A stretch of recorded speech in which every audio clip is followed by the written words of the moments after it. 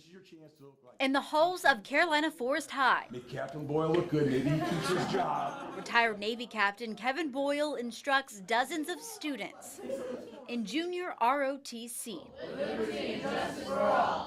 I did Operation Support of Kosovo.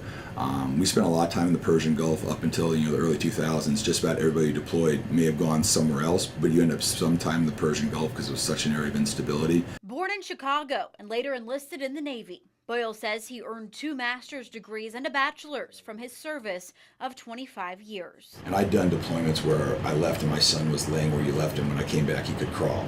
And those are big snapshot moments that you can't recover, and you realize you're doing it for a good reason. And it's part of the sacrifice that comes with being in the service. He says he worked closely with Marines while transporting them on an amphibious ship. He showed me mementos from various ships he'd served on and shared stories. All the officers I worked with there. This was given to me by one of my first ship, USS Spartanburg County, of all places. It was an amphibious ship, an LST as a ship designator, and we were on our way across the Atlantic to the Med, and a storm blew up. And the other ships we were with were larger, a little heavier, and they could make their way through the storm. We couldn't. So we spent 3 days running from that storm. And I remember the seas being 24, 30 feet high. I remember the ship taking 40-degree rolls, which is more than enough to make you lose your footing. Guys were hanging onto the old crap bar and swinging when your feet came loose. And it was 2 days of the most crushing seas I've ever seen. While he treasures a lot from his travels, he says that day's camaraderie stands out. It was as most alive as I felt because everything was so relevant, and it was the most awesome thing is that I knew that if anything went wrong, it was the guys around me that we were going to have to pull through together. There wasn't a 911, there wasn't a fire department to call. If anything happened, we had to take care of ourselves, and that's the thing I think I like most about being on a ship in the Navy is if anything happened, you took care of it organically. The guys and gals around you were who you turned to when things went bad.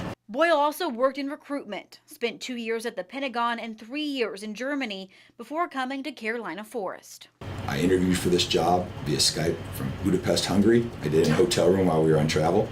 I wasn't sure exactly what I was getting into, and that first year was tough. I had to learn an awful lot fast, but it's extremely gratifying. Here, he's a senior naval science instructor.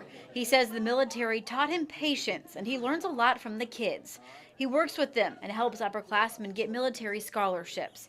He feels most inspired by their willingness to help others. And they think you're being fair. If you're fair, I have asked these kids to work countless community service hours. They come in on Saturdays, they come in on Sundays, they come in after school, and they don't get a penny. And they do it because they think they're doing something of value, and if you show them by example, they do great things, and that's something the military taught me. You don't ask your folks to do anything you don't do first.